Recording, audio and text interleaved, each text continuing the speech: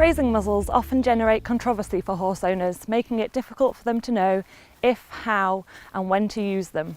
The National Equine Welfare Council has produced this video to help you consider if a grazing muzzle is right for you, and if so, how to introduce one, how to fit one and how to monitor them on your horse or pony.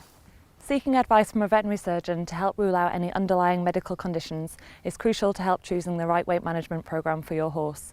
It's important to remember that equine obesity can be related to underlying medical conditions such as equine Cushing's disease and equine metabolic syndrome, and these are often associated with recurrent episodes of laminitis.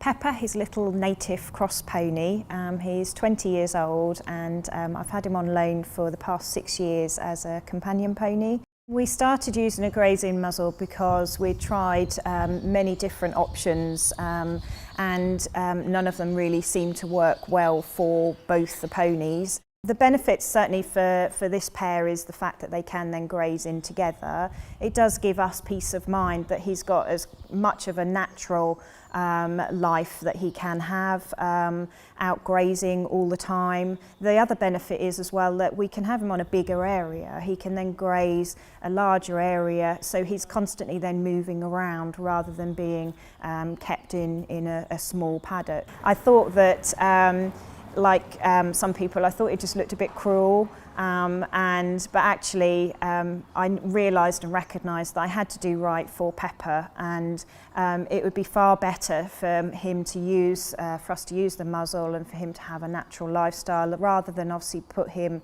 at risk of laminitis. We allow then them an area where they can then spend some time together, and Pepper can then have his muzzle off.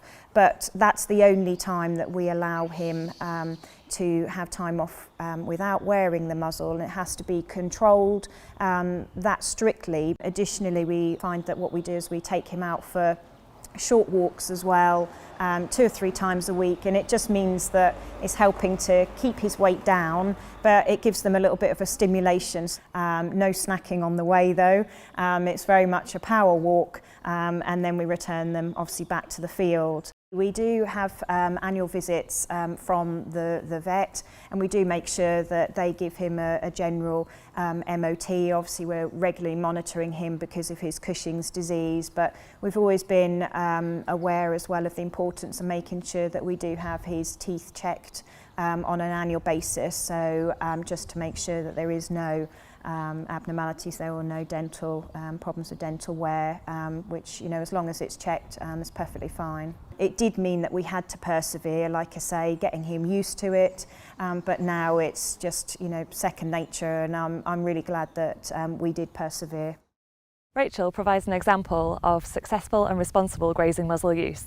The muzzle forms part of a considered weight management programme for Pepper, which reduces the risk of laminitis for him and allows him time out with his friend Morgan.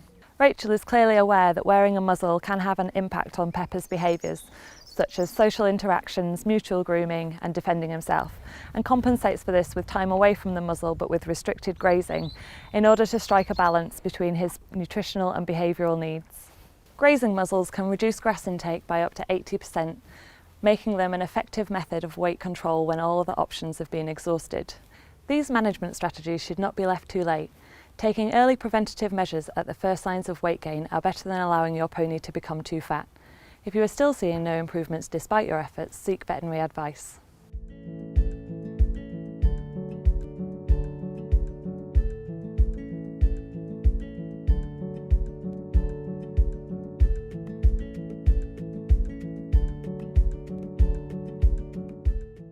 If you think that a grazing muzzle is right for your horse, there are a few things to think about. Make sure your grass is long enough in your paddock that the horse can still eat with the grazing muzzle on. Try to make your grazing muzzle as comfortable as possible. This can be done by adding padding to the straps of the muzzle, like with this muzzle. Make sure if you do add padding to the straps that it's suitable for the muzzle that you've chosen and that your horse is happy with it.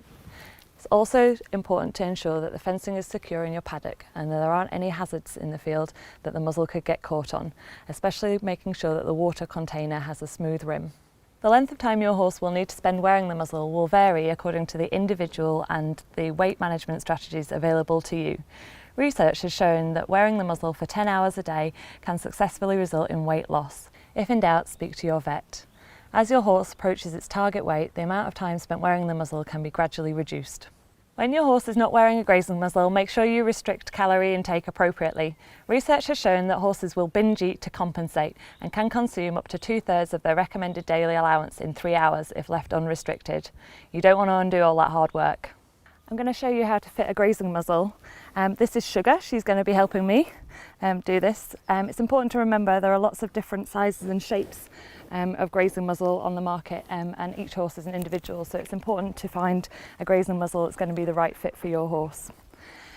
So it's important when we're training new bits of equipment on our horses that we break it down into really small steps and make it a really positive experience for them.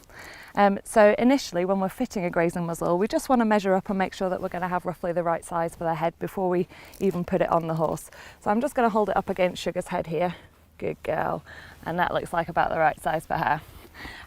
What we want to do is we want to introduce it slowly, and we want to reward the behaviour that we want to see. So when she's nice and calm and relaxed, we can either give her a little treat, or if they really like wither scratches, we can use a wither scratch, just to show them that they've given us the right response that we want to see, and make it a good experience for them, so that hopefully they'll enjoy having their muzzle put on in future. And it won't create behavioural problems. It's really important that we don't move on to the next stage and we just keep repeating that step until we are happy that our horse is ready to move on. If we rush things, we might see that they start to have fearful associations with the muzzle, or that they're not very happy about things, which could lead to problems further down the line for us. So once we're absolutely happy that our horse is calm and relaxed and doesn't have any issues with the muzzle being around its face, we're just going to pop it over her nose. We don't want to keep it there for very long. Initially, we just want to make it a brief one and then remove it, and again, she's been nice and calm and relaxed about that, so she can have a little reward for that. Good girl. Good girl. All right, sweetheart. Very good, aren't you? And once we're happy that she's comfortable with that, which I think she is now, good girl, we can pop it over the end of her nose. Good girl. And I'm just going to do that one more time because she wasn't totally comfortable there. Good girl.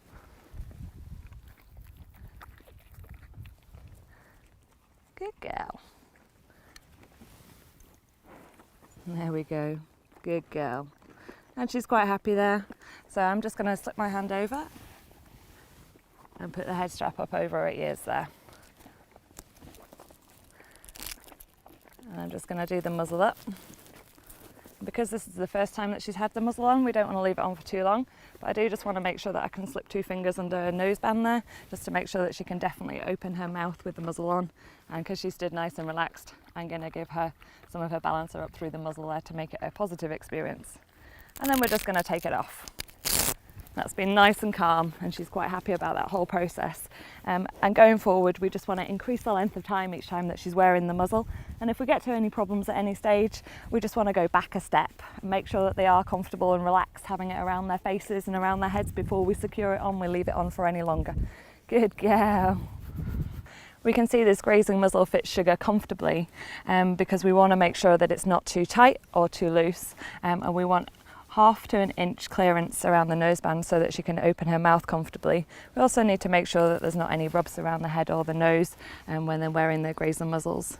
You can see that Sugar's still got her head collar on under her grazing muzzle, which is fine because it doesn't impede on any of the grazing muzzle and it isn't causing any rubs on her. But if your horse doesn't have to wear a head collar out in the field, it's absolutely fine to turn them out with just the grazing muzzle on. When first introducing and leaving your horse with a grazing muzzle on, it's really important to make sure that they can still eat with their muzzle on and still drink with their muzzle on before you do that.